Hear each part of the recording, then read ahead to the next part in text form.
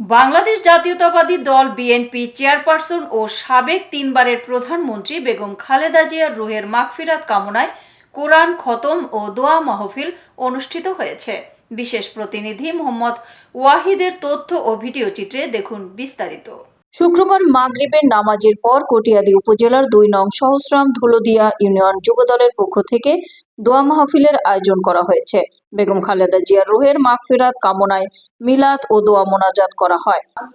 বাংলাদেশের সাবেক প্রধানমন্ত্রী আপসহীন নেত্রী দেশনেত্রী বেগম খালেদা জিয়ার মৃত্যুতে আমরা শোকাহত।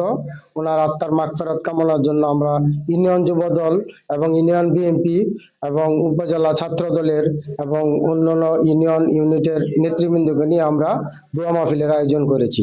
দেশনেত্রী বেগম খালেদা জিয়াকে জান্নাতে সর্বোচ্চ মাকাম দান করেন এবং ওনার যে উত্তরসূরি আছেন ওনার আর কেউ রইল না, তারেক রহমান ছাড়া ওনার আর কেউ রইল না। এই দলটি এই ধৈর্য ওনাকে ধারণ করে এই দেশ এবং দেশের মানুষের কল্যাণের জন্য কাজ করার জন্য আল্লাহ তাআলা ওনাকে সর্বোচ্চ ধৈর্য ধারণ করুক। আমাদের দেশমাতা বেগম খালেদা জিয়া আমাদেরকে সকলকে ছেড়ে চির এতিম করে উনি পরকালে চলে গেলেন। তা আমরা সকলেই ওনার রুহে শান্তির জন্য মহান আল্লাহ পাক রাব্বুল আলামিনের কাছে দোয়া করি।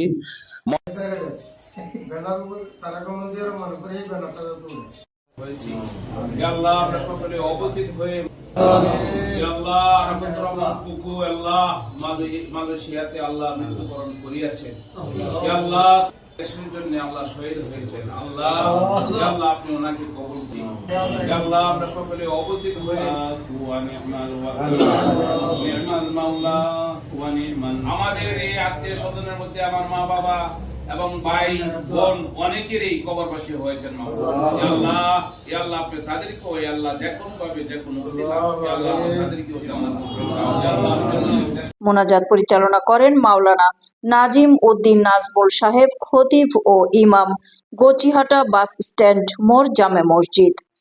প্রধানমন্ত্রী বেগম খালেদা জিয়ার রুহের মাগফিরাত কামনায় দোয়া ও মোনাজাতের পর বক্তব্য দেন সহস্রাম ধুলোদিয়া ইউনিয়ন বিএনপির সভাপতি মোখলেসুর রহমান বাবলু ও সাধারণ সম্পাদক জসিমউদ্দিন ভূঁইয়া, ইউনিয়ন যুবদলের সভাপতি আহসান উদ্দিন দয়াল, সাধারণ সম্পাদক কামাল মিয়া, কিশোরগঞ্জ জেলা যুবদলের সদস্য ফারুক মিয়া, উপজেলা ছাত্র দলের যুগ্ম আহ্বায়ক পারভেজ মোশাররফ, উপজেলা স্বেচ্ছাসেবক দলের যুগ্ম আহ্বায়ক আনিসুজ্জামান খোকন, ইউনিয়ন যুব দলের যুগ্ম সম্পাদক শুভ্র, সাংগঠনিক সম্পাদক ফেরদৌস মিয়া, বন ও পরিবেশ বিষয়ক সম্পাদক শরীফুল হক সহ উপস্থিত ছিলেন বিএনপি ও এর সকল অঙ্গ সংগঠনের নেতাকর্মীরা।